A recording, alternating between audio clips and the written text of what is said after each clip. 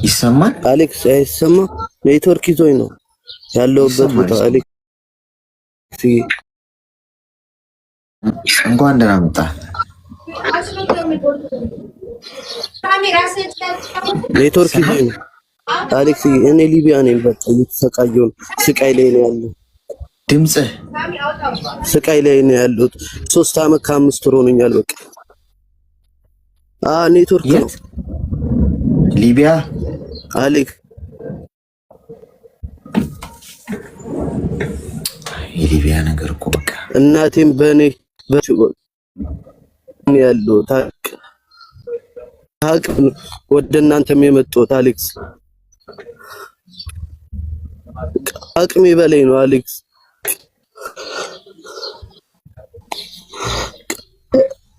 መልስ የለኝም በቃ ድምጽ ይቆራል አሌክስ። በእናት ከአቅሜ በላይ ሆኖብኛል። በቃ የሚረዳኝ የሚያወራኝ ራሱ የለም። በቃ የሚያወራኝ ብቻ ያለው ከአቅሜ በላይ ሆኖብኛል። እናቴ ራሱ በቃ አሟታል። የሚረዳኝ ማንም የለም ማለት ከአቅሜ በላይ ሆኖብኛል። ከአቅሜ ስልክ ራሱ እዚህ ስደተኛ ነው የሰጡኝ። ስልክ የለኝም፣ ሚዲያ አላውቅም። ስልክ ሰጥተው ይኸው ቲክቶክ የከፈቱልኝ ጓደኞቼ ናቸው። ከአቅሜ በላይ ሆኖብኛል። የሚረዳ ጓደኞቼ እንዳለ የሚረዳኝ ራሱ የለም። ሁሉም እዚህ ራሱ ጠየቅኩ፣ ማንም የሚረዳኝ የለም። ከአቅሜብኛል አሌክስ እርዳኝ። በቃ ከአቅሜ አሌክስ እኮ ምንድነው እንድንረዳህ የምትፈልገው?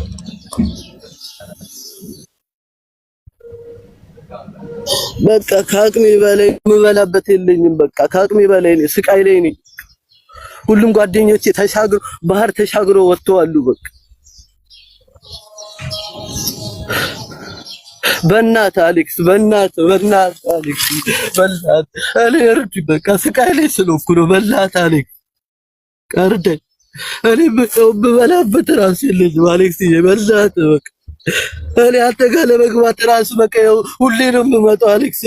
እኔ ስቃይ ላይ ነኝ፣ አልቻልኩም። የሚረዳኝ ራሱ የለም።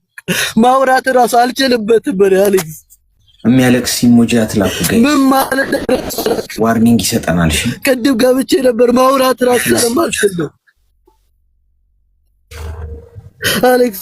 ማውራት ራሱ አልችልበትም። ይኸው እጄ ራሱ እየተንቀጠቀጠ ነው። ማውራት ራሱ ስለማልችል አሌክስ። ይኸው አሌክስ በቃ ከአቅሜ በላይ ሆኖብኛል። እኔ እርዱኝ። በቃ ከአቅሜ በላይ ስለሆነብኝ እኮ ነው እኔ ወደ እናንተ የመጣሁት። የሚያወራኝ ቤተሰብ ራሱ የለም። አንድ ሰው አውርቼ አላውቅም። ይኸው 3 ዓመት ከበላ ብሎ አንድ ሰው አውርቼ አላውቅም። ቤተሰብ ምን ማድረግ ስለሉ እኔን ብቻ ነው የሚጠብቁት። በቃ እኔን ብቻ ነው የሚጠብቁት። በላታችሁ በምታምኑት አምላክ በቃ ማውራት ራሱ አልችልበትም። ሚዲያ ከታውሉ በላታችሁ አሌክስ በላት በቃ አንተ ጋር ለመግባት ያለኝ በላት አሌክስ ያረ በቃ እሺ ተረጋጋ።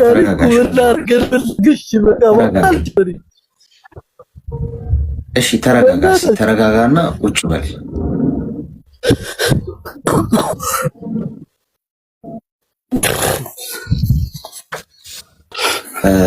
እዚህ ነው ራሱ በቃ ስቃይ ላይ ነኝ። እስኪ ተረጋጋ። እሺ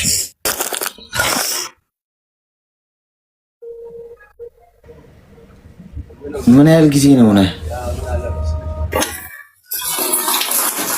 ስቃይ ላይ ነው ያሉት። በቃ ይኸው ሻወር ምናምን እየገቡ በቃ ይመቱኛል። እዚህ ያሉት በቃ አሌክስ ይመቱኛል። እዚህ ይኸው ሻወር ነው የሚገቡት ሁሉም። በቃ እኔ እዚህ ሻወር እየታጠቡ ነው የምኖርበት ራሱ አሌክስ።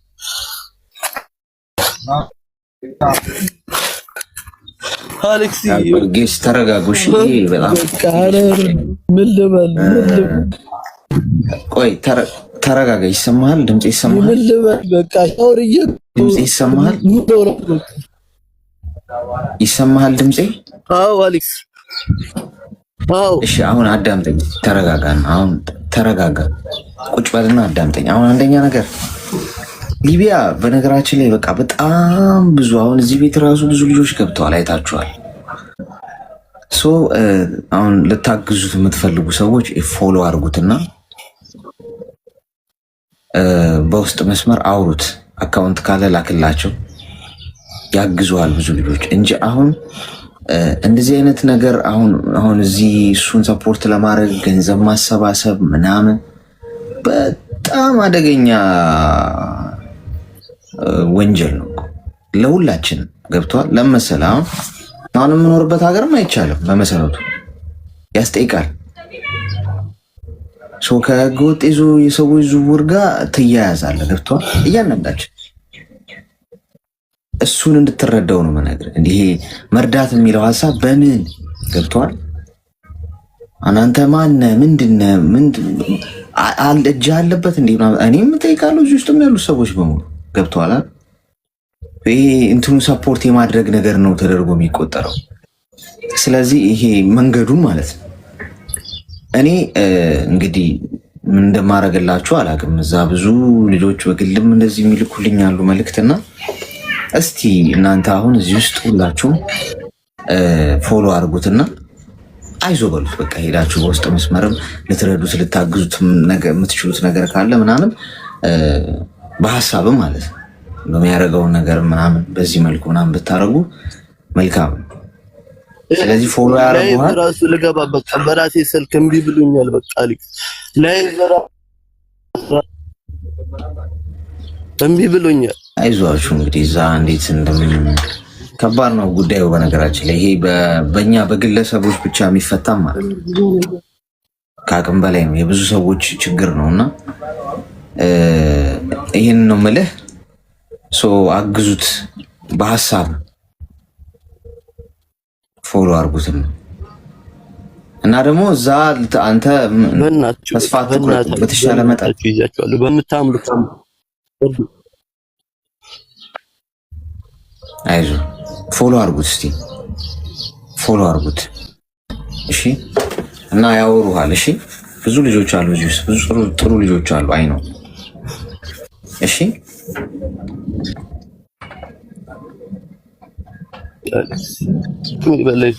እሺ 3 ዓመት ከ5 ወር ይኸው እየተሰቃየሁ ነው ያለሁት። በቃ ማንም ይረዳኝ። በእናታችሁ በምታምልኩ አምላክ ብያለሁ። ይኸው እየተንቀጠቀጥኩ ነው እስካሁን። በቃ ማውራው ራሱ አላውቀውም። በቃ በእናታችሁ አይምሮዬ ደንዝዟል። በቃ ምን እንደማወራ ግራ ገብቶኛል። በእናታችሁ ከማለት ውጪ ምንም ማውራው ነገር አይምሮዬ ደንዝዟል። እስር ቤት ነበር፣ መግዘል ላይ ተደብቄ ነው የወጣሁት። በቃ ምንም ማድረግ አልቻልኩም። ይኸውልህ በቃ ያወሩሃል። እሺ እየጻፉም ነው ከታች ፎሎ ያደረጉ ልጆች አሉ። ኢንቦክስ ላይ ያናግሩሃል። እሺ እሺ እሺ አሌክሲ እሺ ይሰማሃል? እሺ አይዞህ በርታሽ። አዎ ይሰማኛል አሌክስ። እሺ ያወሩሃል። እሺ ኢንቦክስ ያደርጉልሃል። እሺ ሰላም ጋይስ። ይሄ እንደምታስቡት በጣም ቀላል ጉዳይ አይደለም። ገብቷችኋል? በጣም ጥንቃቄ ማድረግ አለባችሁ። ምክንያቱም አሁን እንደዚህ ያፈጠጠ ጉዳይ ነው። ገንዘብ ማሰባሰብ ምናምን እና ገንዘብ እናሰባሰብ። አሁን በተለይ እዚህ የምትኖሩ ሰዎች ተጠንቀቁ። የምኖርበት ሀገር በተለይ አይቻልም። ለምንም ጉዳይ መኒ ላውንደሪ ነው የምትሰራው የምትባለው። ገብቷል? የሆነ የሚረዳ ሰው አዘጋጅተህ ምናምን ራስህ ከዛ ህገወጥ የሆነ ገንዘብ ያጠራህ ብር ጥበት በሉት። አሁን አይደለም ችግሩ የሚመጣው፣ የዛሬ 5 ዓመት ሊሆን ይችላል። እንዲህ አድርገሃል፣ በዚህ ጊዜ ጥያቄ ይጠይቃል። ምን ታመጣለህ? ይሄ ከህገወጥ የሰዎች ዝውውር ጋርም እጅህ ይያያዛል። እጅ ያለበት ትባላለህ። እንደምታስቡት ቀላል አይደለም። የሆነ ነገር ለማድረግ ስታስቡ 10 ዓመት ወደፊት ማሰብ አለባችሁ። ምንድነው ማረገው ነገር? ምናልባት እናንተ ለበጎ ያደረጋችሁት ነገር ቅርቃር ውስጥ ሊከታችሁ ይችላል እና ደግሞ ማንም አያተርፋችሁ እና እዛ ያሉት ልጆች እኔ በጣም ነው የሚያሳዝኑኝ በእውነት። አሁን ይህንንም እያየ ደግሞ እኮ የሚሄድ ሰው ደግሞ አለ። በእናታችሁ ሰላም አሌክስ በድሉ ይሞክር ጌማጭ ነበር የሆነ ብር ተበልቼ ማለት ነው። በሞከውትሰትም የሆነ ነገር በማድረግ እንድትተባበረኝ ነበር። ምንድን ነው የተፈጠረው? ላስረዳህ ነገር።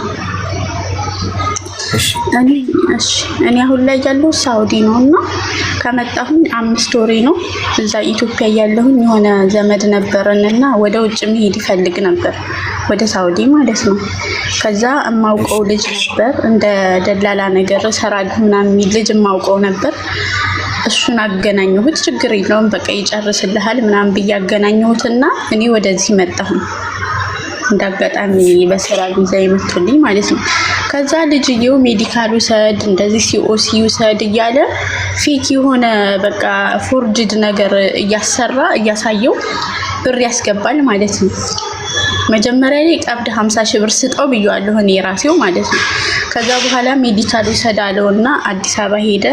ሜዲካል ወሰድኩ አለ። ምንም ወረቀት ምናምን የለም። በቃ የሆነ ኮድ ሰጠው፣ በዛ ሄዶ ተመረመረ። ከዛ ከትንሽ ጊዜ በኋላ ደግሞ አሻራ መስጠት አለብህና አሻራ እንድትሰጥ 100 ሺህ ብር አስገባ አለው።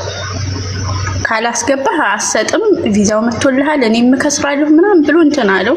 እኔንም ሪከርድ አደረገልኝ። በቃ አስገባለት ችግር የለውም ልጅየውን አውቀዋለሁ ምናምን አልኩት። አስገባለት 150 ሺህ ብር ሆነ ማለት ነው። ከዛ ከትንሽ ጊዜ በኋላ ደግሞ በቃ ልትበር ነው ትኬት ተቆረጠልህ፣ ቀሪውን ብር አስገባና ትበራለህ አለው። በቃ እኔ ተጠራጠርኩኝና እስኪ ቆይ ትኬቱን ይላክልህ፣ ትኬቱን ካላከልህ እንዳታስገባለት አልኩት ማለት ነው። ከዛ ላከለት። ስናየው የሱ ስም ነው ያለው ምናምን። ከዛ አስገባለት ብሩን። ልክ በበረራው ቀን ሲሄድ በተባለበት ጊዜ የለም። በቃ ምንም አይነት ፕሮሰስ የሚለው ምንም በቃ ኢዲት የተደረገ ነው ማለት ነው። ሁሉ መረጃው ሁሉ አለኝ። ብሩ የገባበት ደረሰኙም ይሄ ትኬቱም አለኝ። ከዛ በኋላ ጠፋ ልጅየው። እኔንም ብሎ ካረገኝ ልጁንም ስልኩን በቃ ጠፋበት። ጠፋ እና ልጅየው ደግሞ እኔን ስለሚያውቅ ቤተሰቦቼንም ስለሚያውቅ አሁን ቤተሰቦቼን እንትን እያላቸው ነው፣ በቃ እያስጨነቃቸው ነው። እሷ ችግር የለውም ልጁን አውቀዋለሁ ባትለኝ እዚህ ውስጥ አልገባም ነበር። እና እኔ ልጁን የማውቀው ኢትዮጵያ እያለሁኝ ነው የማውቀው። በጣም ብዙ አመት አውቀዋለሁኝ። እንደሚሰራም አውቃለሁ እንደዚህ አይነት ስራ።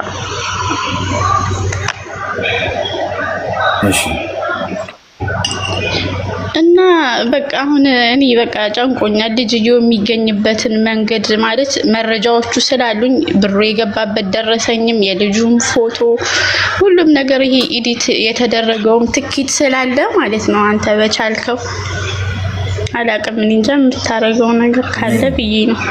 ምን ላደርግልሽ ይችላል? አሁን ፖሊስ ጣቢያ በመሰረቱ አሁን እዚህ ጋር ቲኬት ምናምን ማድረግሽውን ምናምን አድርገን ብናወራበት ላይክ እና ኮመንት ከማግኘት ውጭ ገብቶሻል? ምንም የምንፈይድልሽ ነገር የለም። በትክክል ግን እንደሚፈጠር ታውቂያለሽ። ጉዳዩን ይዛችሁ አገር ቤት ከሆነ አሁን አንቺ ኃላፊነት መውሰድ አለብሽ። ጋይስ በዚህ አጋጣሚ አንድ ነገር ልንገራችሁ። ቆይ አዳምጪ፣ ሚዩት አድርጊ። አንድ ነገር ልንገራችሁ። ምንም አይነት ነገር በህይወታችሁ እናንተ ልታረጉት የማትችሉትን ነገር ለሰዎች አጠቁሙ። ካረጋችሁትም ኃላፊነት ለመውሰድ ሬዲ ሆናችሁ ነው መሆን ያለበት። ገብቷችኋል? ለምሳሌ እከሌ ጋር ሂጁ እንዲህ ውጭ ሀገር ይልካል እንዲህ ያርጋል ብላችሁ ከሄዳችሁ ያ ሰው ቢጎዳ እናንተን አምኖ ገንዘቡን ልትከፍሉት። ገብቷችኋል? አለበለዚያ ሰዎችን ዝም ብለን የማይሆን ነገር ውስጥ ማግደናቸው በኋላ ስራ ያውጣ የምንላቸው ከሆነ ይሄ በፈጣሪም ዘንድ ያስጠይቀናል። ስለዚህ መሄድ ያለብሽ ህግ ወደ ህግ ነው ጉዳዩን ይዘሽው መሄድ ያለብሽ። ሰውየው ስልኩን አጥፍቶ ምናምን ከጠፋ ይሄ እንደዚህ የተደረጉ ብዙ ሰዎች አሉ። ይሄ በደላላ ምናምን አንቺ ሳውዲ ነው መሰለኝ ያልሽኝ ያልሽው ወደ ዱባይ እንዲወስድሃለሁ ምናምን በጣም ብዙ ሰው ገብቶሻል። ስለዚህ እዚህ ሚዲያ ላይ አመጣሽው አይደለ? ጉዳዩ ሚዲያ ላይ ካመጣሽው ላይክ እና ኮመንት ቪው ነው እኛ እንትን የምንልበት። ምንም አንፈይድልሽ። አወራንበት ነገር ይረሳል። ሌላ ጉዳይ ደግሞ ይመጣል። ቢሆን ጥሩ የሚሆነው ጉዳዩን ወደ ህግ ብትወስዱት፣ ወደ ፖሊስ ከወስዳችሁ መረጃችሁን ይዛችሁ ብትከሱት ያ በትክክል የልጁን ሀቅ ገንዘቡን የማግኘት እንትን ይኖራል። ከዛ ውጪ እኔማ እኮ በቃ አንተም እኔን መተባበር በቃ እኔም አንተን ለመተባበር ብዬ ነበር። እኔ ይሳካልሃል ብዬ ነው እንጂ እንደዚህ ብዬ አልነበረም። ስለዚህ ከሰሰው ልጁን አልኩት። እኔ እሱን የታውቀዋለሁ አንቺን ነው የማውቅሽ እውነቱን ነው አለኝ። እኔ ደግሞ እዚህ መክሰስ አልችልም። እንዴት ብዬ እችላለሁ? ምን ያህል ብር ነው? በቃ እንደዛ ከሆነ ሰርቼ እከፍላለሁ ታገሰኝ አልኩት። ምን ያህል ብር ነው? 300,000 ብር ነው።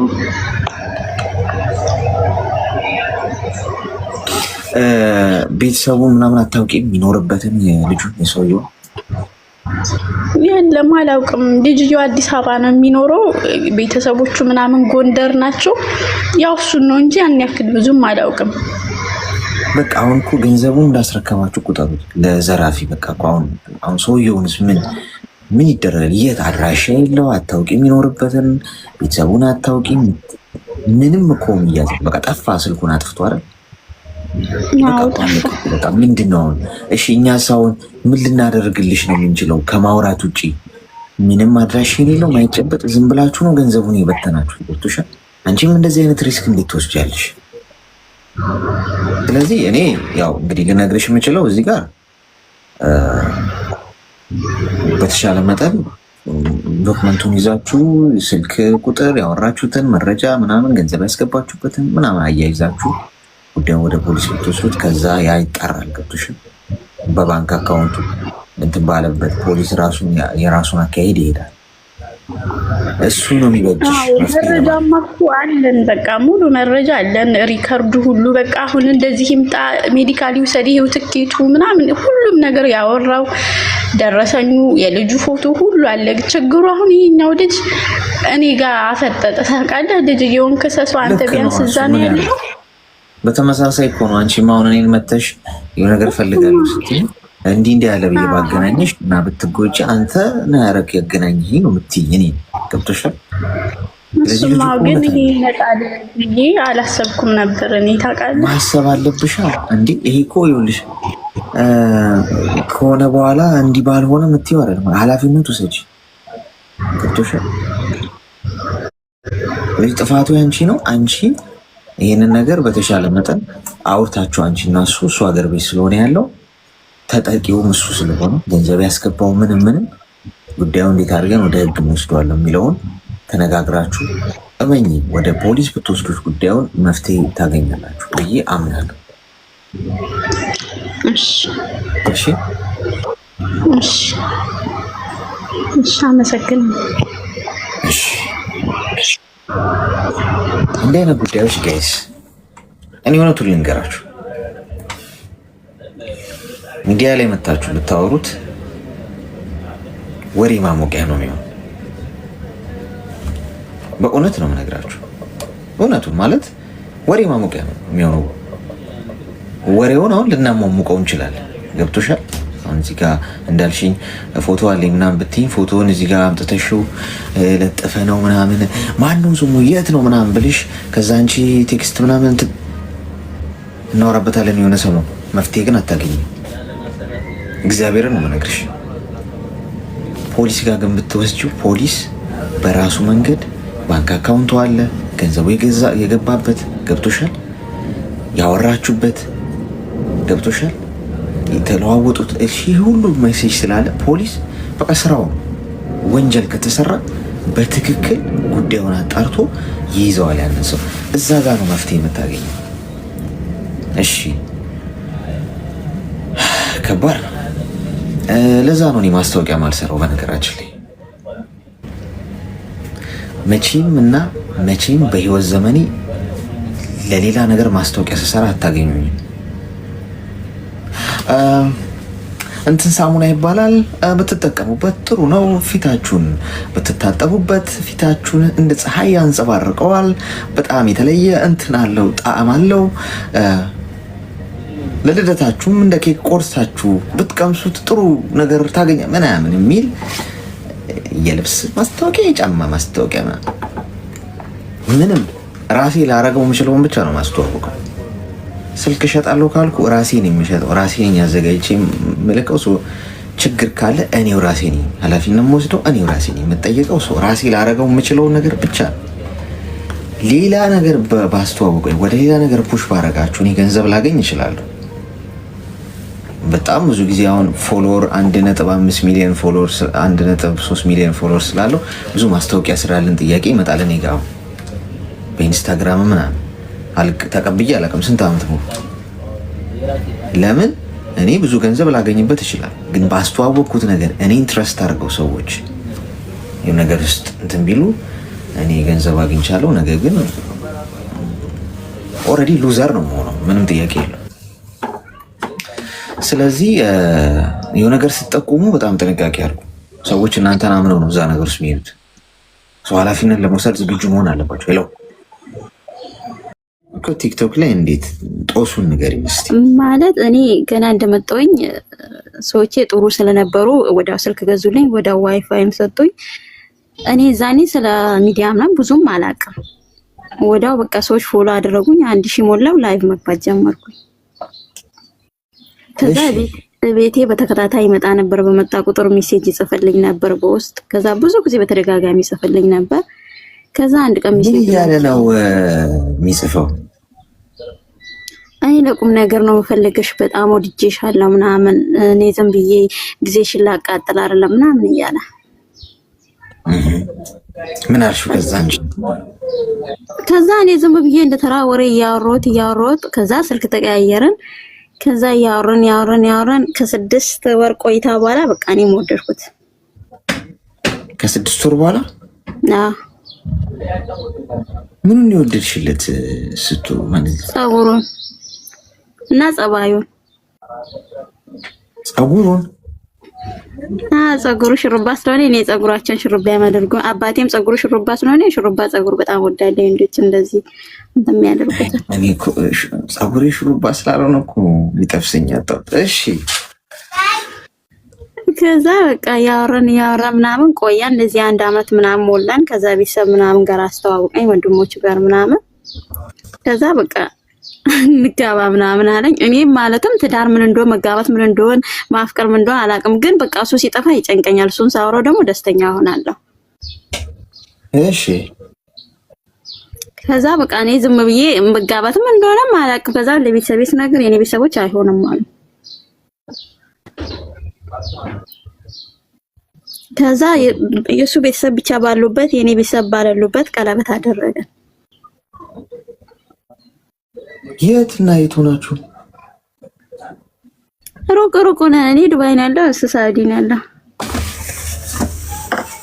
ቀለበት እንዴት ነው ያደረጋችሁት? በሸሪያ ቃዲ። ኦኬ ቤተሰብ እዛ ለቤተሰብ አሳውቀሽ ነው? እምቢ አለ የኔ አባት አልፈልግም እኔ አይሆንም አለ። ከዛ እነሱ ችግር የለውም ኖርማል ነው በኋላ ይታረቃሉ የትም አይሄዱ ምናምን አሉ። ያንቺ ቤተሰብ ሳይፈቅዱ ነው የሱ ቤተሰቦች ብቻ ባሉበት የተጋባችሁት? እኔ በሰዓቱ ምንም አላቅም። በቃ ስለወደድኩት ምንም ነገር ያሰብኩኝም አይደለም፣ ምንም ነገርም አላቅማ። እኔ ሲጀመር በቃ መጋባትም ምን እንደው ራሱ አለ ስለወደድኩት ብቻና የሱ ቤተሰብ ስለመከሩኝ ብቻ ነው። እሺ ከዛም በቃ ተጋባን። አሁን ቀለበት ካደረገን ከተዋወቀን 3 አመት፣ ቀለበት ካደረገን 2 አመት ነው። ግን አሁን ላይ ደግሞ መስማማት አልቻልንም። እሱ ይጀናጀናል ሴቶችን እየሄደ፣ እኔ በቃ እሱን ብቻ ነው ማውራ፣ ማንንም ቤተሰብና እሱን ብቻ ነው ማውራ። እሱ ደግሞ በየቦታ እየሄደ ነው ሴቶችን የሚያወራ። እሺ ከዛ ደግሞ እኔ ለቤተሰቦቹ ተናገርኩኝ። በቃ እኔ መጀመሪያም የኔ ቤተሰብ ይሻላሉም በቃ አፋቱን እናንተ ናችሁ መጀመሪያ መክራችሁ ያጋባችሁን አፋቱን ስላቸው እነሱ ደግሞ ጥሩ አይደለም እናንተ ልጆች ናችሁ ማስተዋል ምናምን ስለማታውቁ ነው ምናምን ያሉ ዝም ብሎ ይመክረኛል። እኔ ደግሞ አልፈለኩኝም። ለቤተሰቦቼ ደግሞ ብናገርም የኔ ቤተሰብ ስለማይፈልጉ እነሱ እንደውም እኔ እንዳገባው ምናምን አያውቁም። እምቢ ተብሏል ቀርቷል ብሎ ነው የሚያስቡት። እሱ ደግሞ በቃ እንዳትኖሪ እዚህ ምድር ላይ እንዳትኖሪ ነው ማደርግሽ። ሌላ ሰው ጋር ግን ሌላ ሰው ማግባት ማቺም መኖርም ማቺም ምናምን ያለ ያስፈራረኛል። በጓደኞቹ ቡልስ በልከው ምናምን በጓደኞቹ ምናምን ያስፈራረኛል። እሺ እኔ ደግሞ በጣም ጨነቀኝ። በቃ ስልኬን ካጠፋውም በሰው ስልክ ይደውላል። ሁሉንም ነገር ቦልኬ በሰው በጓደኞቹ ምናምን ይደውላል። በቃ ምንም ማድረግ አልቻልኩኝም። ለማንም መናገር የለኝም ጓደኛ ምናምን። እኔ በቃ ጓደኛ ራሱ አይወጣልኝም፣ ሰው ራሱ አይወጣልኝም። እኔ ሰው ደግ ባረግም ሰው በእንትን አይመልስልኝም። ገንዘብ ልከሽለት ታውቂያለሽ? ገንዘብ አላኩኝም፣ ግን ብር እኔ ብር እንዳለኝ ያውቃል። ምክንያቱም እኔ ብር አለ ለቤተሰቦቼ 2 አመት ብቻ ሰርቼ ከዛ የኔ ቤተሰብ ደግሞ ራስሽ ጋር አጠራቀሚኛንም እንትን ከጠረጠርሽም ራስሽ ጋር የኔ አባት በጣም ለኔ ስለሚያስብ በቃ እኔ አካውንት ምናምን አውጥቼ ስላልመጣሁኝ እዛ አስቀምጪ ራስሽ ጋር ምናምን ይለኛል። እሱ ደግሞ እኔ ብር እንዳለኝ ምናምን ያውቃል። በምንድን ነው የምታወሩት? ስታወሩ በሁሉም ነገር እናወራለን፣ በሜሴንጀርም በኢሞም በዳይሬክትም። ሳውዲ ነው እሱ የሚኖረው? አዎ። ከዛን ደግሞ እሱ የሚያወራቸው ሴቶች መጥቶ በውስጥ ምንድነው ያላችሁ ምናምን ብሎ ሲጠይቁኝ ከዛን በቃ እኔ ደግሞ ባሌ እንደዚህ ስላቸው ከዛም እሱ እኮ ሚስት የለኝም ብሎ እንደዚህ ያለን ምናምን ይለኛሉ። ከዛ እኔ ደግሞ በቃ በጣም እናድዳለሁ። እኔ ደግሞ በጣም እልከኛ ነኝ። ማዳም ነች አሁን የምትደውለው ወይስ እሱ ነው? ዜሮ ጎራሽብኝ ሴት አንዴ ቆይ።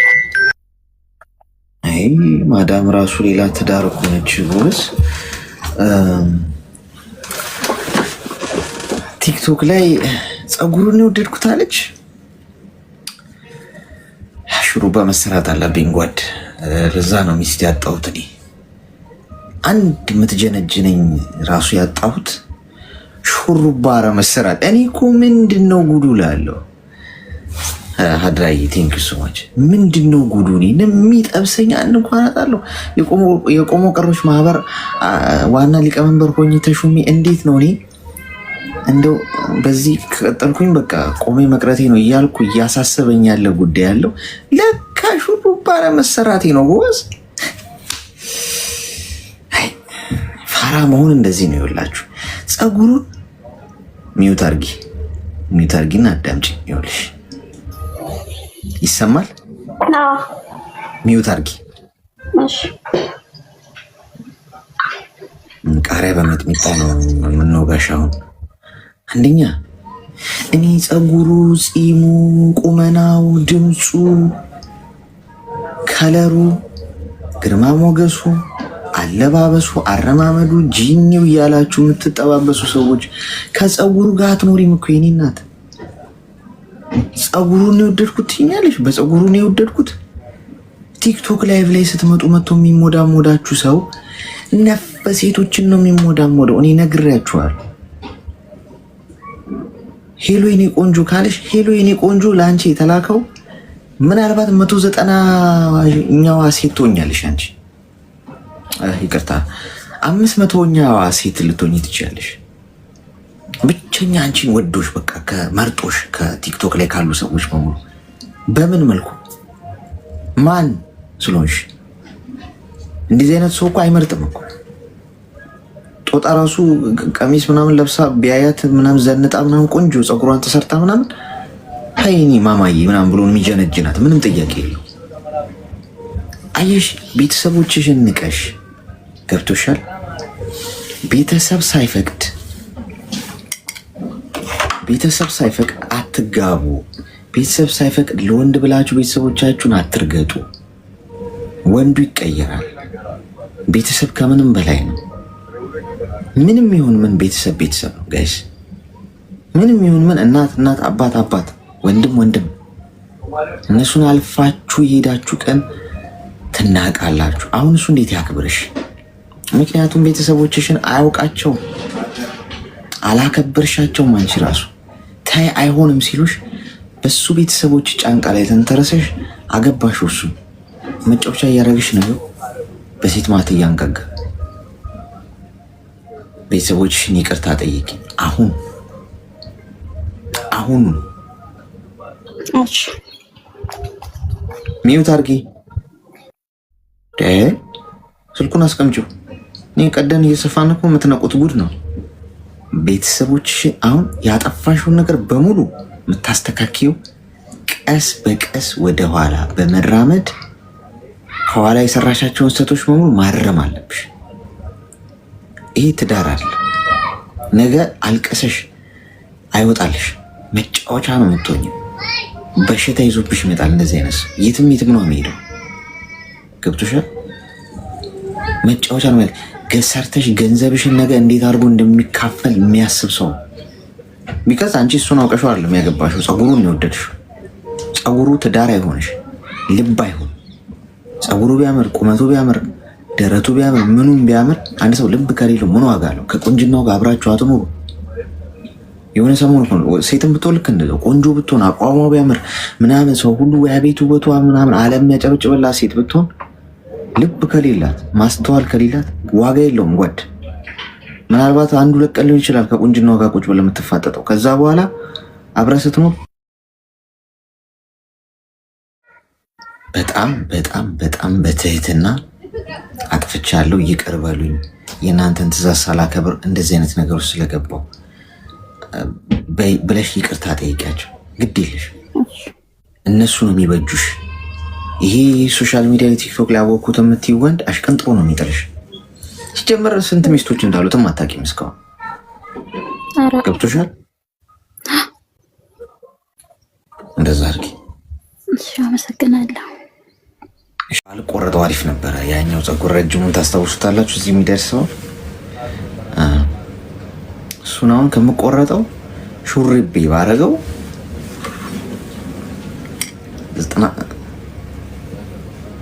400 ሚስቶች ይኖሩኝ ነበር፣ ከዛም በላይ። ያ ደግሞ ሆነ ማለት ምንም የሚያሳስብ ጉዳይ የለም። እንደዚህ አይነቱ ወንድ ከአንድ ስኬታማ ወንድ ጀርባ አንዲት ሴት አለች የሚለውን ጥቅስ ብዙ ሴቶች ቢኖሩ የበለጠ ስኬታማ ሆናለሁ ብሎ የሚያምን ወንድ ነው። ሄሎ ስኬታማ ወንድ ጀርባ አንዲት ሴት አለች። ኦኬ 10 ሴቶች ቢሆኑ ምን ያህል ስኬታማ ልሆን እችላለሁ? በጣም ስኬታማ መሆኑ ብሎ የሚያምን ነው። ገብቶሻል? ከባድ ነው። ሄሎ ቲክቶክ ላይ ግን ሰው በቃ ሁለት ወጥ የሆነ ጠዛጠዛል ማለት ነው ውስጥ ለውስጥ። ሄሎ ከዛ እዚህ ነው በቃ ቀዶ ጥገናውን ታጨናንቁታለች። ቢቀርስ ወገን? ሄሎ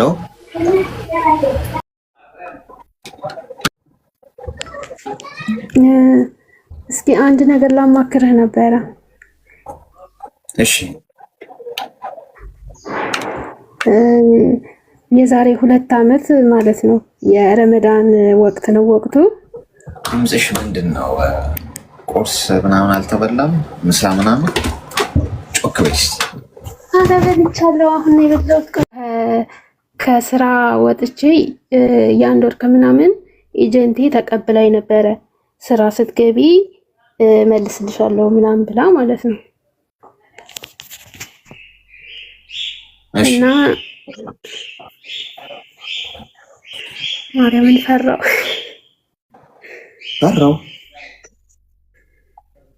ማን ነው የምትፈሪው?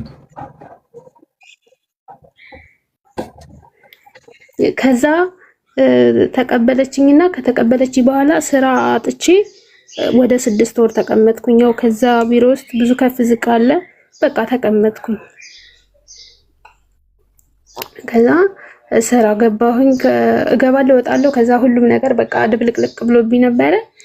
ከዛ በኋላ አሁን ያለሁበት ስራ ገባሁኝ፣ ለመድኩኝ። ከዛ ብሩን ስጪኝ ስላት እምቢ አለችኝ። የምኑን ብር አልሰማኝም እንዴ? ከመጀመሪያ እየሰማሁሽ ነው። የምኑን ብር ነው ስጪኝ ስትያት እምቢ አለችሽ? 1 ወር ከምናምን ከስራው ወጥቼ ተቀብላኝ ነበረ። ስራ ስትገቢ እሰጥሻለሁ ብላ ማለት ነው። እሺ ከዛ ወደ 6 ወር ምናምን አካባቢ ቆይቼ ስራ ጀመርኩኝ። ከዛ ስራ ጀምሬ ብሩን ስጭኝ ስላት ብር የለሽም እኔ ጋ ምንም ብር የለሽም አለችኝ። ያው ካደችሽ? አዎ ካደችኝ። ከዛ ዝም አልኳት እና ስራ ገብቼ ወደ 6 ወር ምናምን ቆይቼ እንደገና ማለት ነው በጣም ቆይቼ ጠየቅኳት። ተረጋግቼ ወረቀቴ ምናምን ከተስተካከለ በኋላ ከዛ ትሰጭኛለሽ ብዬ ደግሜ ጠየቅኳት። አልሰጥሽም እንደዚህ ከፍያለሁ እንደዚህ ምናምን አለችኝ። ከዛ እኔ ደግሞ እንዳልከፈልሽ እርግጠኛ ነኝ እንደዚህ ሚዲያ ላይ አወጣሻለሁ ከእነንትና ምናምን ስላት አለሽ ውሰጂ አለችኝ። ከዛ ውሰጂ በቃ መተሽ ውሰጂ አለችኝ። ከዛ መጥቻ አልወስድም በአካውንት አስገቢልኝ ስላት እምቢ አለችኝ። አላስገባም መተሽ ውሰጂ አለችኝ። እኔ ደግሞ ያለውበት ትንሽ ራቅ ስለሚል መሄድ አልቻልኩም እና እስካሁን አልተቀበልኳትም። 2 አመት በቃ 2 አመት ረመዳን ሲያልቅ አለፈው።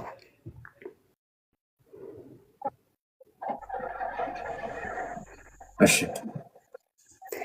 እና ካልመጣሽ አልሰጥሽም ስላለችኝ ምን ላድርግ? ሰዎቼ ደግሞ ሩቅ ስለሆነ መሄድ አልፈለጉም። ታውቃለህ በጣም ሩቅ ነው። ምን ያህል ነው ብሩ? ብሩ 1400 ድራም 1400 ድራም። እሺ ምንድን ነው የፈለግሽው? እና አስገቢልኝ ስላት እምቢ አለችኝ። አሁን ለምሳሌ እኔ በታክሲ በሄድ ትደበድበኛለች ስለማቅ ማለት ነው። እዛ ታሸኛለች። ሌላም ብዙ ታሪክ አለ ስለማቅ ያለው ሁኔታ። ግን ሰዎቼ ደግሞ መሄድ አልፈለጉም። ገብተዋል አሌክስ? እድሜሽ ምን ያህል ነው? ኧረ እድሜ 20 ምናምን። ሚዩት አድርጊ።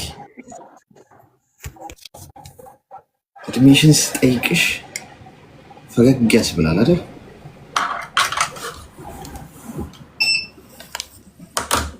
የ2 አመት ምናምን ጉዳይ ነው እየነገርሽኝ ያለሽው። ብትተይው ሴይነት አንዳንዴ እኮ መተው የሚባል ነገር አለ ጓዶች። በህይወታችሁ የመጣውን ነገር እኮ አንዳንዴ በገንዘብ እኮ ያሳልፍላችኋል። እኔ የ100 ሚሊዮን ብር ጉዳይ እየነገርሽኝ እንዳለ ነው እየተሰማኝ ነበረው። ለዛ ነው ብሩ ምን ያህል ነው እየጠየቅኩሽ። አንቺ በዚህ በ2 አመት ውስጥ 1400 ድርሃም አይደለም ከዛ በላይ አልሰራሽም እንዴ? አላገኘሽ? አንዳንዴ ችክ ብለን የሆነን ነገር እልፍ ሲሉ እልፍ ይገኛል የሚለውን ነገር ትተን ስንት በር ተከፍቶልን እያለ እዚሽ ጋር ጣናትን ነገር ለመልቀምና ለመውሰድ ስንጋጋጥ የአከማቸነውን እናጣለን። ትልቁንም ነገር ህይወትሽንም ልታጭ ትችላለሽ እኮ። ነይ ነው ውሰጂ ያለችሽ ለምንድን ነው? በቃ ምክንያት ይኖረዋል እንዳልሽኝ፣ ወይ ልትደበደበኝም ነው ብለሻል። ብትለቂስ ለቀሽ ወደፊት ብትሄጂ ሲኒናት ስንት ነገር አትሰሪም እንዴ? ይህንን ኢነርጂሽን እሷ ጋር ያለሽን ተወሰደብኝ ምናምን የሚለው ነገር ስራ ላይ ለውጥ ላይ ብታደርጊ በእጥፍ 20 ሺህ 30 ሺህ ብር አትሰሪም እንዴ? ሰርተሻል። ኦፍኮርስ እኮ በአመታት ውስጥ የትናንት ጉዳይ ቢሆን ኦፍኮርስ ትኩስ ነው ጉዳዩ፣ እንደው ሊያሳስብሽ ይገባል እንችላል። 2 አመቱን በሙሉ ተሸከመሽዋል እስካሁን። ለምን አታዩ? ፈጣሪ እኮ በብዙ ጥፍ እኮ ይሰጥሻል እኮ ከፊት ልፍ ስትይ። ገብቶሻል አይደለ? ልክሰሳት ምናምን ብትይ ደግሞ ከሰሻት ልታገኙ ትችላለሽ ገንዘቡን። ስትከሻት የምታወጪው ከ1000 ፍርድ ቤት ለፍርድ ቤት እንዲሰጥቻት አስገብቼላት ስትይ ከ1400 ድርሃም ሪያልም ምን በላይ ታወጫለሽ። በ10 ሺህ ብላ ልታወጪ ትችላለሽ ስትመላለሽ ለክስ። ብትተይው ግን አንደኛ ህሊናሽ ንጹህ ነው፣ አልወሰድሽም፣ የሰው ተወሰደብሽ እንጂ። ሁለተኛ ሰላም ያለውን እንቅልፍ ተኝተሽ ነው የምታደርጊው። ሶስተኛ ፈጣሪ ይባርክሻል፣ ህይወትሽ ውስጥ ብዙ በእጥፍ አድርጎ ይመልስልሻል። በዛው ልክ ደግሞ እሷ ጋር ያለውን ይወስድባታል። ገብቶሻል? ስለዚህ አንዳንድ ጊዜ ጋይስ ሪላክስ። ምን ተወው መኖር አለበት። ታመን እንኳን በብዙ ሺህ እጥፍ አውጪ ልትባይ ትችያለሽ። ድንገት የሚያጋጥመሽ አደጋ እንኳን ሲሆን ለቀቅ አድርጊው። እሺ አሌክስ ትክክል ነህ እኮ ግን እኔ በጣም ያልነገርኩ ብዙ ነገር አለ። እግዚአብሔርን ግን በቃ የማይወራ ብዙ ነገር አለ። እሷ አይደለችም ያመጣችኝ በሌላ ኤጀንት መጥቼ ከዛ እንደዚህ ተታልዬ በሰው ተቀይሬ ምናምን ነው አሌክስ። እግዚአብሔርን በነግርህ በጣም ከባድ ነው። በቃ ያልፋል ወይ ብዬ ያለፍኩበት ቀን ነው። እግዚአብሔር ይመስገን። ግን ታውቃለህ ረመዳን ወቅት ስለነበር በጣም በቃ ከባድ ነበር ጊዜው ማለት ነው። ደግሞ እሷ ደግሞ በጣም ስለበደለችኝ ልተውላት አልፈለኩም። ታውቃለህ ለዛ ነው እንጂ ይኸውልሽ አሁን ደህና ነሽ አይደለ? ስራ እየሰራሽ ነው አይደል? ከዛ መከራው ተፈው አይደል? ሁሉ ነገር ተስተካክሎልሻል አይደል? ከእንደዚህ አይነት ሰው ጋር እልህ አትግጠሚ። ኢነርጂሽን ነው የሚያሳጣሽ። ክፋት መንገድ ላይ ያለ ሰው ጋር በነገራችን ላይ የእባብ መርዝ ማክሸፊያው ሳይኖራችሁ እባብን አትነካኩት። ገብቷችኋል? በቃ አንቺ አሁን እንዲህ አይነት ነገር ውስጥ ብትገቢ እቺ ሴት በቃ ጥፋት መውሰድ ምናምን ማጅራት መምታት ስለሆነ የምታውቀው ኢነርጂሽን፣ እልህሽን፣ ተስፋሽን ነው የምታሳጣሽ። እርግፍ አድርገሽ ትሽሽ። ግን አንቺ ለአዲስ ህይወት ብትዘጋጅ፣ አዲስ ገጽ ብትገልጪ ሰላም ያለው ህይወት ትኖሪያለሽ። 1400 ድራም ጦስሽን ይዞ ገደል ይግባ። እንደዚህ ለዚህ ስትንገበገቢ ማለት ነው 50,000 ድራም ወይ 40,000 ድራም የሚያስወጣሽ ጣጣ በህይወትሽ ውስጥ መጥቶ ምን ነው በቀረብኝ ልትይ ትችላለሽ። እልፍ ሲሉ እልፍ ይገኛል። ስለዚህ ታይ እመኝ፣ እርግፍ አድርገሽ እርሻት፣ ብሎክ አድርጊው፣ ስልኳን ቁጥሯን አጥፊው። ለሌላ ጊዜ ትምህርት ይሁንሽ። ማንም ሰው በቀላሉ ማመን እንደሌለብሽ ትምህርት በ1400 ድርሃም ከተማርሽ ትልቅ ነገር። ተግባባ? እሺ አመሰግናለሁ። እሺ እኔም አመሰግናለሁ። እኔ ብዬ የማስበው ነገር ልንገራችሁ። ንግድም ስሰራ ምንም በምንም አይነት ሁኔታ ውስጥ ገንዘብ ሉዝ ባረግ ወይም በምንም አይነት መልኩ ሉዝ ማድረጌን የማስበው ምንድን ነው ለመማረው ትምህርት የከፈልኩ ክፍያ ነው ብዬ ነው የማስበው። አልበሳጭም፣ አልቆጭም፣ አላለቀስም ወይኔ ጉዴ ስላልገኝ። ኦኬ። ስለዚህ እንደዚህ እንደማይደረግ ለመማር ይሄ ነበረ ክፍያው ማለት ነው። ያጣሁት ነገር ወይ የከፈልኩት ነገር። ኦኬ ለካ እንደዚህ አይደረግም፣ ለካ በዚህ መንገድ እንደዚህ ይወደቃል። አንድ የሚወደቅበትን መንገድ አወቅኩ ማለት ነው። ይህንን ለማወቅ የከፈልኩት ወይም የምከፍለው ክፍያ ምን ነበር? ያ ያጣሁትን ነገር ነው። ኖ ፔን ኖ ጌን። ምንም ነገር ሳትከፍሉ የምታገኙት ነገር የለም በህይወት ውስጥ።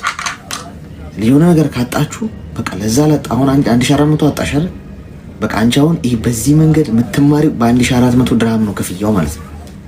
ለተማርሽው ትምህርት የከፈልሽው ክፍያ ነው። አለቀ። ስለዚህ ሙቭ አድርጊ ወደፊት። ስንት ነገር ይጠብቅሻል። ወጥረሽ ሰርተሽ 10,000 ድርሃም አሰሪም እንዴ ከዚህ በኋላ እንኳን። ሄሎ ሰላም።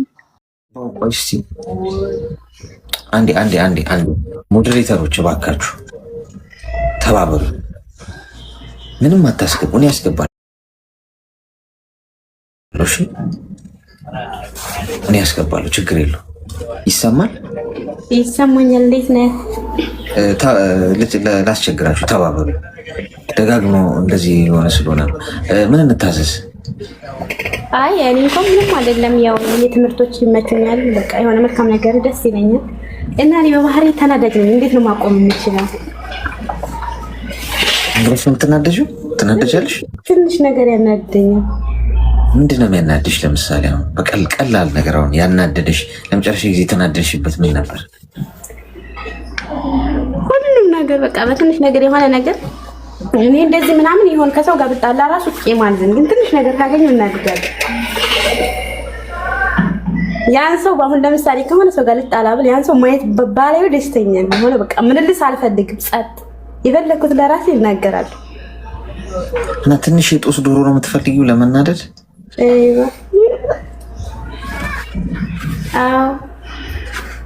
አሁን እንዳትናደጂ እሺ። ምንድን ነው የፈለግሽው አሁን ታዲያ? በቃ እንዴት አድርጌ ማቆም አለብኝ? ትዕግስት የሆነን እንጃ ትዕግስት አጣሁ። እሺ ሚዩት አርጊ፣ እስቲ ሚዩት አርጊ። አሁንም ትዕግስትሽ እንዳያልቅ በጥንቃቄ ማናድሰው ስለሆንኩ ንዴትሽ የበለጠ እንዳይባባል። አንደኛ ትዕግስት ጊዜ ይፈልጋል። ልክ እንደ ጡንቻ ነው። እሺ ቀስ እያለ ነው እያዳበርሽ የምትመጪው። አሁን እዚች ጋር እንኳን ትዕግስት መለማመድ አለብሽ። ገብቶሻል? እዚህ እንኳን አሁን ስናወራ አንዳንድ ሰው ትዕግስት የለውም። አይተሽ ከሆነ እዚህ ጋር ገብቶ የሆነ ሰው ሲያወራ አመት የሚያወራ ነው የሚመስለው። በቃ ውረድ አስወርደው፣ ሌላም ሰው እስኪገባ እኮ ነው። ልክ ሌላ ሰው ሲገባ አሁን ይውጣ ይውረድ ምናምን የሚለው ሰው እኮ ማለት ነው።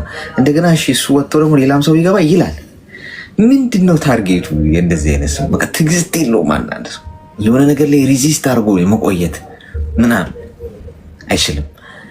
ስለዚህ አሁን አንቺ ከዛሬ ጀምሮ ትዕግስትሽን ቻሌንጅ ለማድረግ አንድ የቤት ስራ ልስጥሽ። ለምሳሌ ትዕግስትሽ የሚፈታተኑ ነገሮች ውስጥ ግቢና እዛ ነገር ውስጥ እንዴት አድርገሽ በትዕግስት ነገሮችን ማለፍ እንደምትችይ ተለማመጁ። ቀስ በቀስ ገብቶሻል? አሁን የሚያበሳጭሽ ነገር ውስጥ ስትገቢ ወጥ አድርጋትና ለተወሰነ ሰከንድ ወይም ደቂቃ ያንን ነገር ለማሸነፍ ሞክሪ። ይሄ እንደዚህ ስትጥሪ በጣርሽ ቁጥር ያ ነገር ምን እየሆነ ይመጣል? እየዳበረ አቅም እያገኘሽ ነገ ቀላላል የሚያበሳጩሽ የነበሩ ነገሮች ተራ እየሆኑ ይመጣሉ። ስለዚህ ቀስ በቀስ ከትንንሾቹ ነገሮች ላይ የሚያበሳጩሽ ተራ ነገሮች ላይ እንዴት አድርጌ እነሱን ተጭኜ መቆየት እችላለሁ የሚለውን እሷን ተለማመጃት በትንሹ ማለት ነው። ከዛ ትዕግስትሽ እንደዛ ነው እየዳበረ የሚመጣው ቀስ በቀስ። እሺ እሺ፣ አመሰግናለሁ። እሺ አመሰግናለሁ።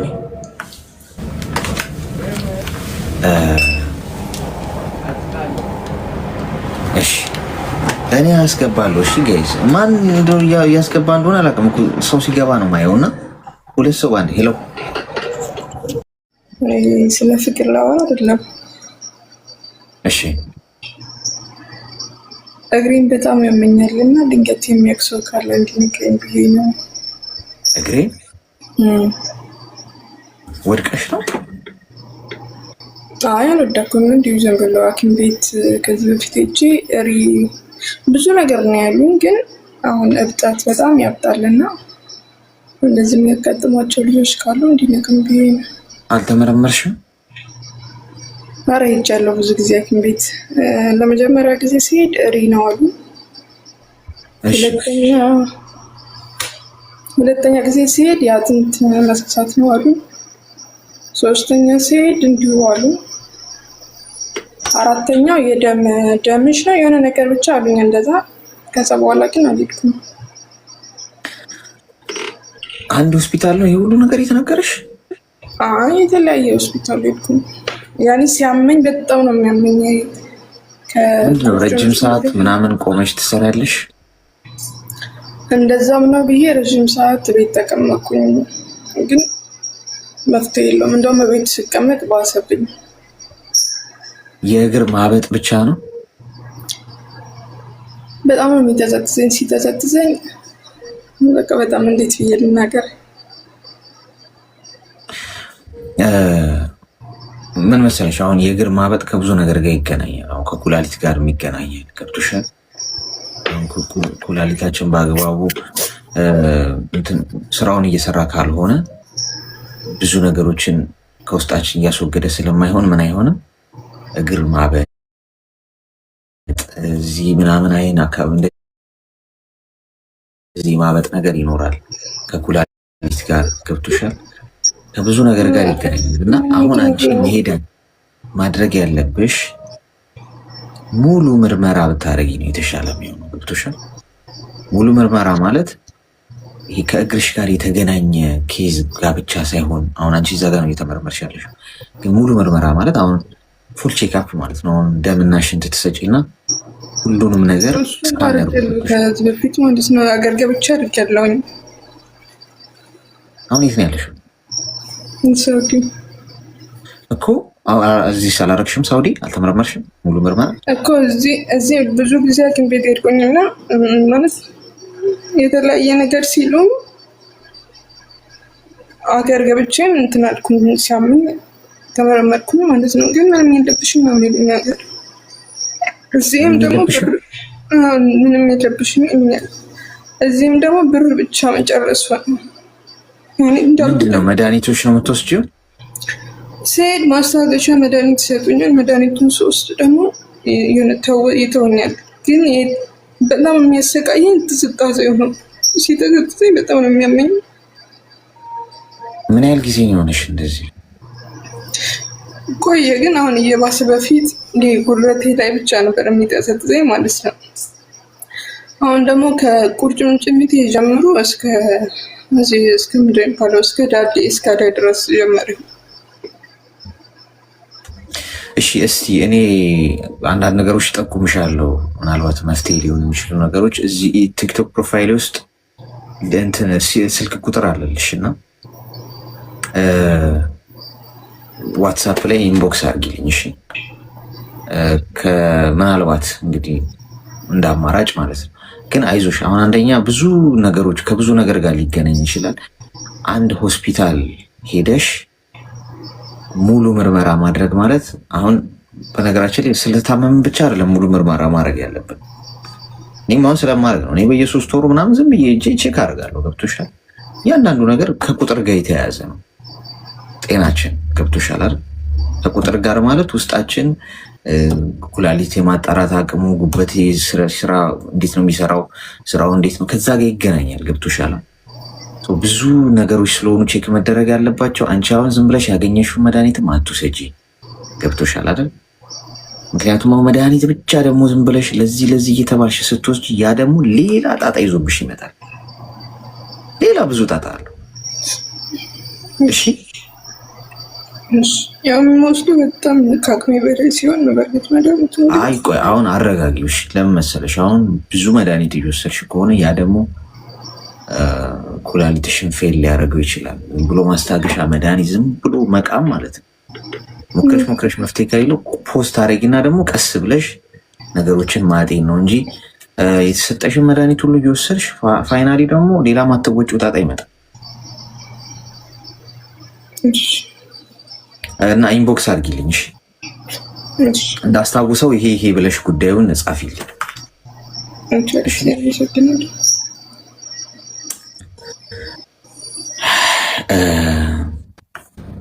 ባለፈው ታስታውሳላችሁ አንዲት ልጅ እንቅልፍ መተኛት አቅቶኛል ብላ አለሽ እዚህ ውስጥ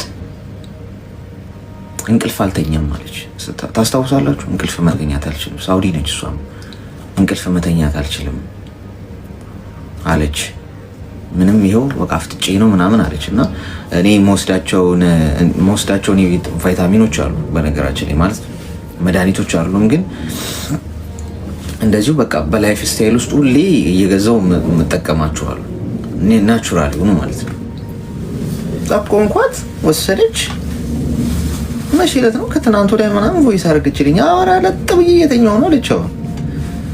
አሀ ጥሩ ነው ማለት አንደኛ እኔ የወሰድኩትን የነገርኳት። ስለዚህ በጣም መፍጠኑን ገርሞኛል። እንደውም እዚህ ውስጥ ካለሽ ግቢና ንገሪኝ እሺ፣ ደስ ብሎኛል ስላለ እና እስኪ ጠቁምሻለሁ አንዳንድ ነገሮች።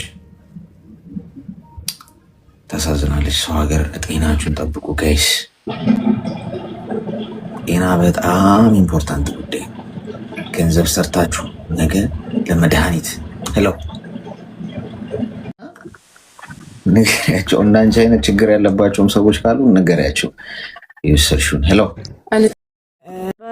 ልጅቱ ቅድም እግሬን ያመኛል ያለችው ልጅ የሆነ አይዲያ ልሰጣት ነው። ትክክል አንተም እንዳልከው ሊሆን ይችላል። ሄዳ ሙሉ ቼክአፕ ማድረግ አለባት። ከተለያየ ነገር የተያዘ ዲያግኖስም ሊሆን ይችላል። ግን ብዙ ጊዜ ይሄ የሰውነት የጉልበት የእግር የጡንቻ ነገር እኔ እሷም መክራት ናፕራፓን ብታገኝ ናፕራፓን ጋር ብትሄድ ወይም ፊዚዮቴራፒስት ብታገኝ አሉ። አሁን እንደዛ አይነት ፔኖች በመሳጅ መልክ በተለያዩ እንደዚህ በረዶ አድርገው የፀሐይ ጨረር አድርገው ያን ነገር እኔ ይመስለኛል ብዙ ጊዜ ስንጨናነቅና ብዙ በእግራችን ስንቆም የሰውነታችን ማስል ይወጣጠራል። እኔ ራሴ ስላጋጠመኝ ነው አሌክስ። ወይ የዛሬ የዛሬ 2 ሳምንት ስፖርት ስለምሰራ ብዙ በስራ ቦታዬ ብዙ መቆም ስለነበር ያ ነገር እዚህ ታፋይ ላይ እንደማስል ይሆንና የተወሰነ ጊዜ ያለኝ በ6 ወር አንዴ በአመት አንዴ እንደዛ ይመላለስብኛልና የዛ ማስል መወጣጠር በቃ ሰውነታችን ላይ እንደ ጠጠር ሁሉ ይሰራል። ያ ነገር ሎድ የሚያደርገው ወገባችን ነው። አሁን ብዙ ጊዜ ሰዎች ወገቤን እንላለን አይደል? ግን እዚህ እግር ላይ ታፋ ላይ ምናምን ያሉ ነገሮች እዛ ላይ ነው የሚሆኑና እዚህ የታወቀች 4 ኪሎ የታወቀች ናፕራፓንጋ ሄጄ 3 ጊዜ ትሪትመንት አደረኩ ማለት ነው በመሳጅ እና እንደዚህ ስታሸኝ ሁሉ እያመመኝ በቃ ጠጠር ታውቃለህ ውስጤ ሰውነቴ ላይ ይሄ ታፋዬ ምናምን ትከሻዬ ላይ የሆነ ጠጠር የተበተነ ነው የሚመስለው ይታወቀኝ ነበር ሁሉ ስታሸኝ ማለት ነው። ያን በበረዶ በምን እያደረገች በየ2 ቀኑ ሰኞ ሮብ አርብ አደረኩኝ። ልነግርህ አልችልም አሌክሶዬ በቃ ባንዴ ነው የተሻለኝ። እና አትሊስት በመርፌም የሚያደርጉ አሉ እነዚህ እንደ ጃፓኖች ምናምን ነገር እና ፕራፓኖች ማለት ነው። እና ሕክምና ሄዳ ዶክተር ዲያግኖስ ካልሰጣት ሌላ ነገር ከሌለባት አንድና አንድ ያላት አማራጭ መሄድ ያለባት ናፕራፓንጋ መሄድ አለባት። ጥሩ ናፕራፓ እኔ ኢትዮጵያ መስላኝ ሪኮመንድ ላደርጋት ነበር። በጣም ነው ያሳዘነችኝ እውነት። እኔ ራሱ እጇን ይዣት ብሄድ ደስ ባለኝ። በቃ አሳዘነችኝ። አሁን ግን ኢትዮጵያ ስለሌለች አሉ ውጭም ሀገር እኔ ይሄንም ስዊድንም እያለሁ እዛው ጂም የምሰራበት ቤት ናፕራፓን አለ እሱ ነበር የሚረዳኝ እና ያን ለማለት ነው። ያው የሰማችሽ ነው። ጥሩ ሀሳብ የኔ እናት ትፈልግና ፊዚዮቴራፒስት ናፕራፓን ጋር ሄዳ የሚሰማትን ኢቨን እንኳን የሚገርም አሌክሶዬ መሳጅ ያደርጉና የእግር መሳጅ አሁን ለምሳሌ እዚህ ሻሎም የሚባል ቤት ተከፍቷል። ሌሎችም ደግሞ ፕሮፌሽናሎች አሉ። እግርን መሳጅ እያደረጉ አለ ትሪትመንት የሚያደርጉበት መሳሪያ እንጨት ነገር ነው። በሱ እንትን እየነኩ የውሃ እጥረት አለብሽ ስትረስ ነው ምናምን ይነግሯታል። በቃ እና እንደዛ ብትሄድ እንደገና ደግሞ ልጨምርበት ስለ እህታችን ጊዜ ካለ ግን ያው ደጋግመን እንትን ነው የሚሆነው። ይሄ ሌላ ሰው ደግሞ ብንሰጠው ይሻል። አንዱ ሀሳብ ላይ ስንሽከረከር ሰዓቱን እንዳንገል ነው። ይሄ ሌላ ሀሳብ ነው። አይ ስለ እህታችን ወንድና ሴቶች እኩል ናቸው ስላለችው ነው እኮ እንትን ነው የሚሆነው። ይሄ ባክ ኤንድ ፎርስ ነው የሚሆነው። እሷም ደግሞ የሆነ ነገር ትላለች ምናምን።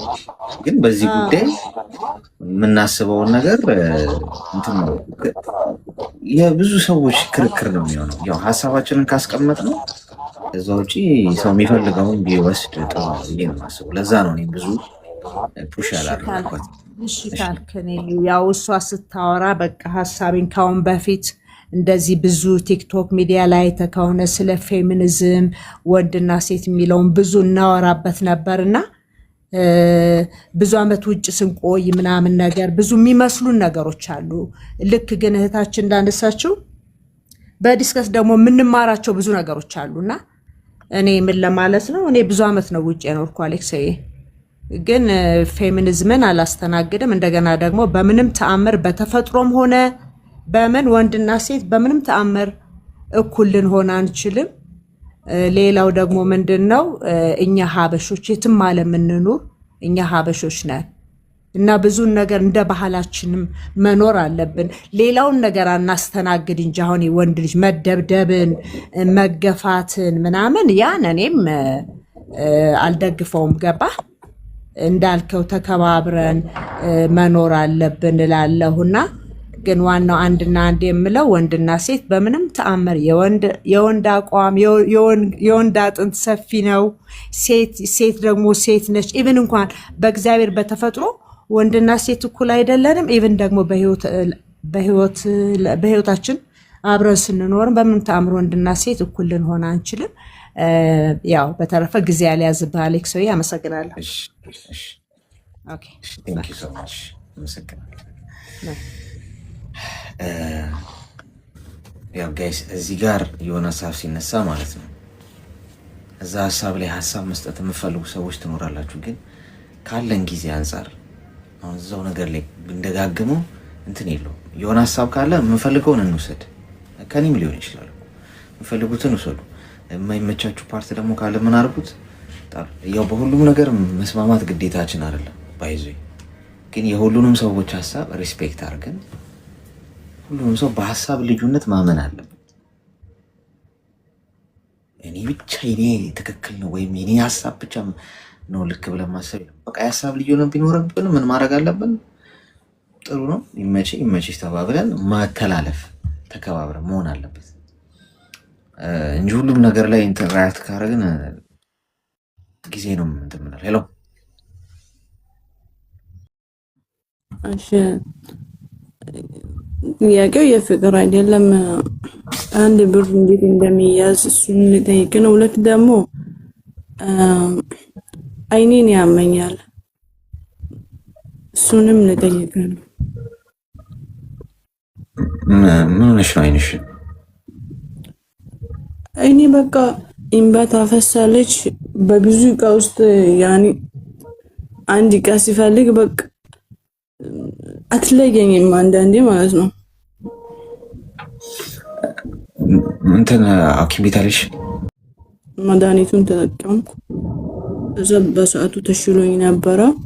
አሁንም እዚህ ቤት ሴትዮ አምተኛለች። ያ መድኃኒት እየተጠቀምኩ ነው። ብዙም ለውጥ የለኝም። ማብራት ምንድነው? መነጽር ነው የምትጠቀሚያለሽ? አይደለም መድኃኒት ነው፣ የውሃ መድኃኒት ከፋርማሲ እኮ እንትን በይ። አሁን ይሄ ሆስፒታል ሂጂ፣ በጊዜ ገብቶሻል። ዶክተር ይሽ ሆስፒታል እንደማልሄድ ህጋዊ አይደለም፣ አይመችኝም እኮ። ችግር የለም። አሁን እዚህ ብዙ የአበሻ ዶክተሮች አሉ። የት ነሽ? እዚህ ዱባይ እኮ አሉ። ጋይስ ጠቁሟት፣ ሄዳችሁ የምታውቁ ከሆነ አሉ አይደል የአበሻ ዶክተሮች። ያው አይ ቲንክ ጋዊ ባትሆኝም እንኳን የሚያክሙሽ ይመስለኛል። ከአይን የተነሳ በቃ ጭንቅላቴን ሁሉ ያመኛል፣ ያዞረኛል፣ እንዲሁ ከቦ ነው የሚይዘኝ እኮ። አሁን ምን መሰለሽ፣ አሁን ስልክም መታበዢ ከሆነ በጣም ስልክሽ ላይ በጣም አታች ከሆንሽ አይን በጣም ይጎዳል። እንኳን አንቺ ምናልባት እንደዚህ አሞኛ ቃል ብለሽን ኖርማል የሆነም ሰው በጊዜ ሂደት መታመሙ አይቀርም። ሁለተኛ እንደዚህ ስትወጪ ፀሐይ ላይ ምናምን መነጽሮችን ለመጠቀም ሞክሪ። አይንሽን ከተለያዩ ጨረሮች መከላከል፣ አለበለዚያ ያም ይሆናል የሚያምሽ። ግን አሁን የአበሻ ዶክተሮች ስላሉ እዚህ ቼክ አርጊና ንገሯት የት እንደሆነ ምናምን ሄደሽ ታዩ። እዚህ ቲክቶክ ላይ አይደለም እንዲህ አይነት ነገር። ይሄ በጣም ከባድ ነው። ገብቶሻል? እዚህ ጋ አሁን ዝም ብለን እንዲያርጊ የምንለው አይደለም። አይን ነው እያወራን ያለን። ውሃ ጠጭበት አይባል ምን አይባል። ገብቶሻል? አንድ አይን በአይኑ አይቀልድም ይባላል ሰው አይደል? አይንሽን ብዙ እንትናት ወይ ዶክተር በትክክል ሄደሽ ታዩ። እሺ እሺ አሌክስ፣ የአበሻ ዶክተር እዚህ አሉ። ሄዳችሁ የምታውቁ ሰዎች ሲጠቁማት ጋይስ አይ ቲንክ የሚያክሙሽ ይመስለኛል። ጋዊ ባትሆኝም መገምተው እንደዛ ነው። ስለዚህ ሄዳችሁ የምታውቁ ማለት ነው፣ የምታውቁ ስልክ ቁጥር ምናምን ማለት ነው ጠቁማት። አሉ ኧረ የአበሻ ዶክተሮች አሉ። እሺ ያው አጅማንም አለ እያሉሽ እሺ ፎሎ አርጓትና በውስጥ መስመር ንገሯት።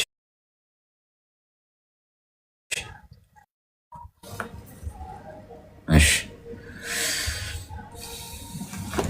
ቫይታሚኑ ንገረኝ የምትሉኝ እንትን በሉኝ፣ ኢንቦክስ አርጉልኛ፣ አንስቼ ልክላችኋለሁ። ችግር የለው። ለእሷም እንደዛ ነው የላኩላት የነበረው። ሜዲካል ዶክተር አርጉኝ እኮ ጎበዝ። ልማር መሰለኝ የታባቱን ወይስ የባህል ላርገው? የባህል ሕክምና ነው። ሀይ አሌክስ፣ ጤና ይስጥልኝ። እኔ ዲስኬሽን ስሰማ ነበር እና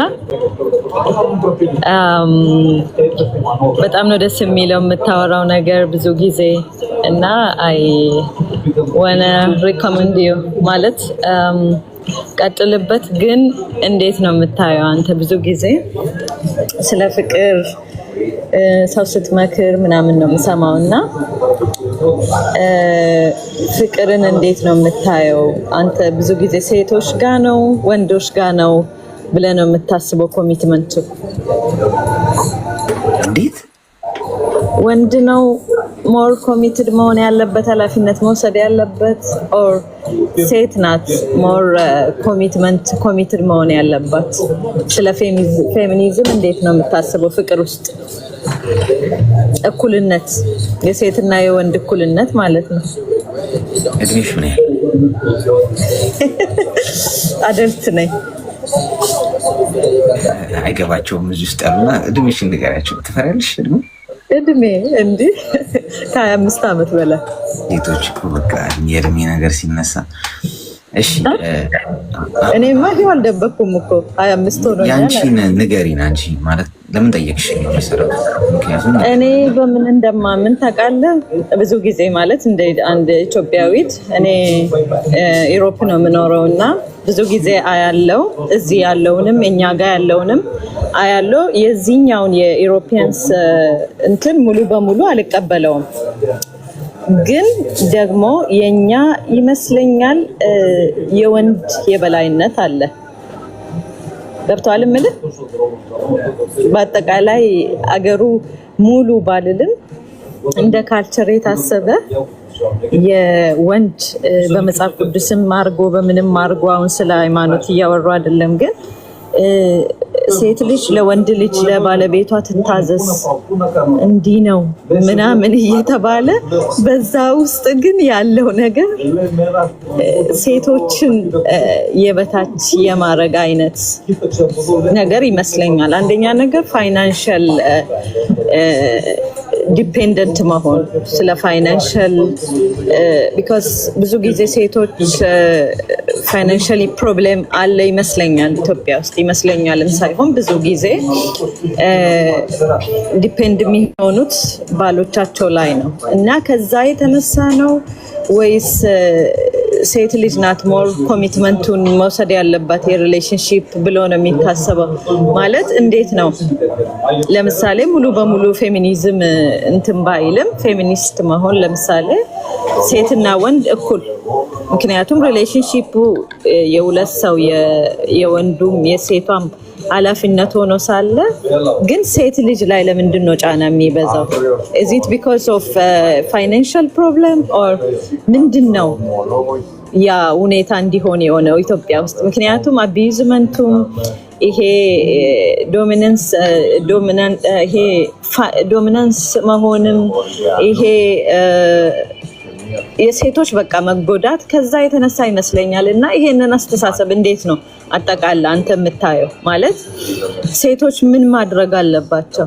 ማለት እኔ ብዙ ጊዜ ይገርመኛል እና እንደዚህ ላይቭም እንደዚህ አይነት ነገሮች ላይ ብዙም ባልሳተፍም ምንድን ነው ፕሮብሌሙ? በአጠቃላይ ፋይናንስ ነው ወይስ የአስተዳደር ይሄ ሴቶች ግዴታ የበታቸው ነው ቤት ውስጥ ብቻ ማገልገል አለባቸው ነው ወይስ ምንድን ነው? ለምንድን ነው ወንድና ሴት እኩል ሆነው ማኔጅ የማያደርጉት አንድን ትዳር? ዋትስ ሮንግ ዊዝ ዳት? ምክንያቱም ፍቅሩ የጋራ ሆኖ ሳለ ለምንድን ነው ሴት ልጅ በታች የማረጉ ነገር እንትን የሚለው? እና ብዙ ጊዜ አቢዩዝመንትም ሲመጣ በይቅርታ ይታለፍ እንደዚህ ነው ምናምን የሚባለው ነገር እኔ ይገርመኛል። ምክንያቱም ሴት ልጅ አቢዩዝ መደረግ አለባት ወይ? አሁን ኢሮፕ ውስጥ ደስ የሚለኝ ነገር ወንዱም ሴቱም እኩል ተከባብሮ ተፋቅሮ ነው የሚኖረው። ምክንያቱም አለ አቢዩዝመንቱ፣ ወንድም አቢዩዝ ሊያደርግ ይችላል፣ ሴትም አቢዩዝ ልታደርግ ትችላለች እኮ አንዳንዴ።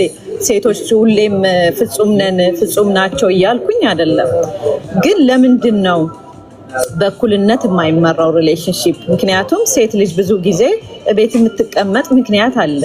ፎር ኤግዛምፕል ስትወልድ በብዙ አይነት ሁኔታ ቤት ውስጥ የቤት እመቤት የምትሆንበት ታይም አለ። ተፈጥሮ ነው የሚያዘው። ወንድም ማገዝ አለ።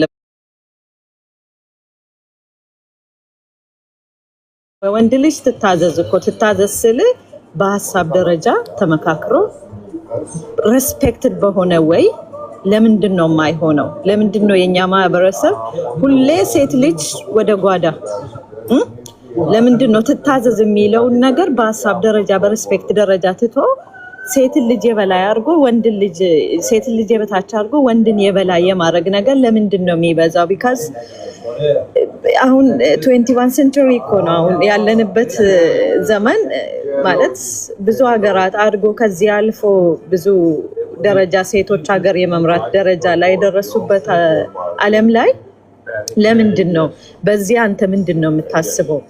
በሪሌሽንሺፕ ውስጥ የወንድ ድርሻ ምንድን ነው? ሴቷስ ምንድን ነው ግዴታ አክሴፕት አድርጋ መኖር አለባት ብለህ የምታስበው? እስኪ ያንተን ሀሳብ ንገረኝ በዚህ ዙሪያ። ወይስ በእኩልነት ነው የምታምነው?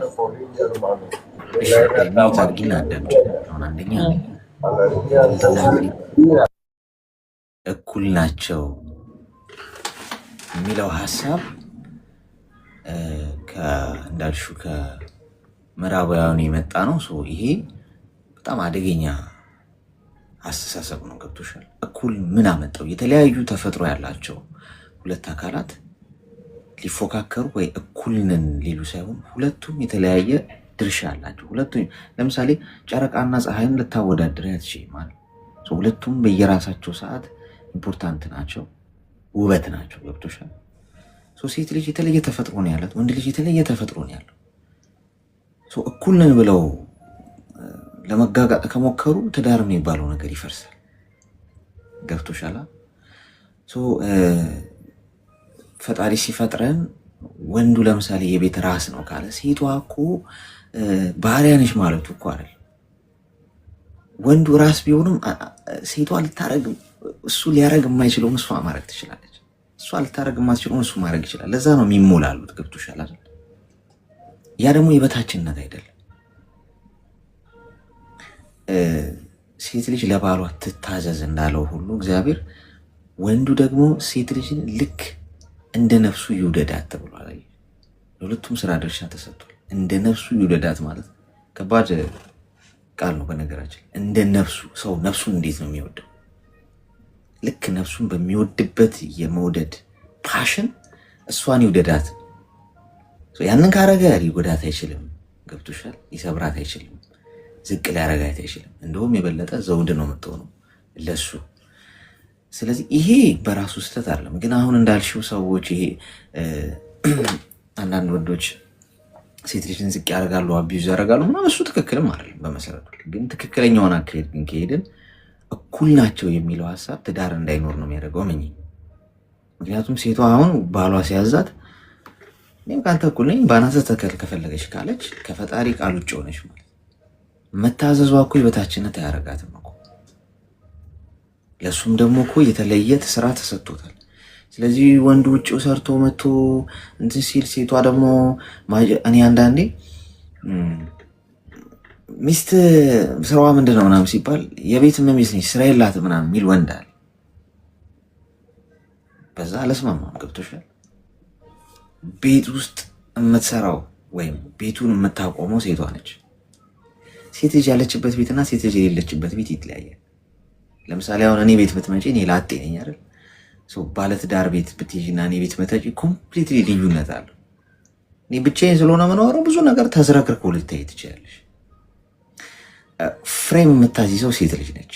ወንድ ልጅን ፍሬም የምታስይዘው ቅርጽ የምታስይዘው። ገብቶሻል?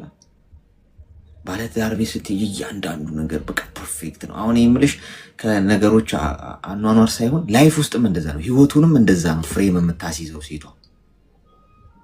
እኛ ወንዶች ያንን ማድረግ አንችልም።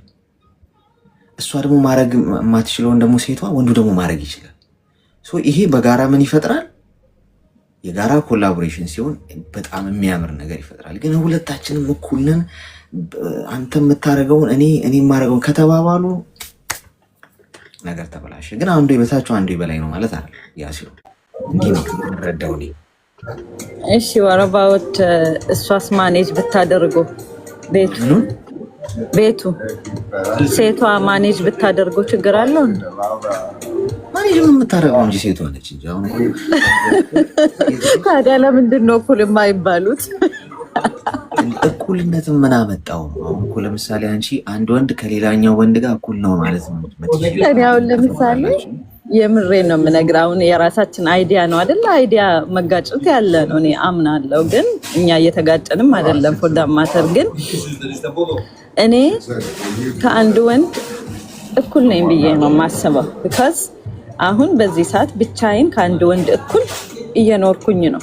ከዛ አንድ ቤት ውስጥ ከአንድ ወንድ ጋርም ስንኖር ፉሊ ሪስፔክት አድርገዋለሁ፣ ሆነር አድርገዋለሁ። በጣም ሪስፔክትድ የሆነ ሪሌሽንሺፕ እፈልጋለሁ። ግን ቤቱን ከሱ የበለጠ ሰምታይምስ ማኔጅ ባደርገው ምንድነው ፕሮብሌሙ? ፋይናንሻሊም ቢሆን በሀሳብ ደረጃም ቢሆን እኔ እሱን ዝቅ ማድረግ እኮ አይደለም። የራሴ አይዲያ ቢወሰድና ቀኑን ሙሉ ወይ ወሩን ሙሉ ያ ቤት ማኔጅ ቢደረግ ምንድነው ፕሮብሌሙ? ኦር ደግሞ እኩል ተደማምጠን ኦር ደግሞ እሱ ሰምታይምስ በሱ ሀሳብ ማኔጅ ቢደረግ ተራ በተራም ቢሆን መፎካከሩ ባይኖርና ላይክ እኔስ ማኔጅ ባደርገው with everything ምንድነው ችግሩ? ማለት ትዳር ነሽ አይደለሁም፣ ግን ትዳር ውስጥ እኔ እንደዛ አይነት ህይወት እንዲኖረኝ ነው የምፈልገው። ቢካዝ ወይ አበሻውን እንግዲህ ትቼ ወይ ወደ ነጮቹ ሄዳለሁ። ምክንያቱም እነሱ ጋር እንደዚህ አይነት ነገር ስለሌለ ማለት ነው እኮ። በነገርሽ ላይ ማን ያስወጣት? ለምን ያስወጣችኋት? ሞዴሬተሮች እንዴት ነው መርፌ ያስፈልጋቸዋል መሰለኝ። አስገቧት። የሚመቸንን ሀሳብ ብቻ ለመስማት ነው እንዴ የምንኖረው? ይሄ እኮ ትክክል አይደል። መስማት የምንፈልገውን ብቻ ለመስማት የምንንቀሳቀስ ከሆነ በህይወት ውስጥ መቼም የምንፈልገውን ነገር አናሰካም። ጀስት ሀሳብ መጥፎ አይደለም ጎበዝ። እሷ በቃ የእሷ ሀሳብ ነው ይሄ። ደግሞ ያለችው ነገር ያን ያህል ከፍሬ መወጣ አይደለም። ያው እኩል እንሆን ነው፣ ግን ደግሞ የእግዚአብሔር ደግሞ ሀሳብ አለ። የእግዚአብሔር ሀሳብ ስህተት ነው ብዬ ስለማላምን ነው እንደዛ ያልኳት። እሺ ኤኒዌይስ አታርጉ ወይ ደግሞ ጻፉልኝ ለኔ ለምሳላችሁ። ልክ ሰው እያወራ ቁርጥ ስናደርገው ሄሎ ሰላም አሌክሶ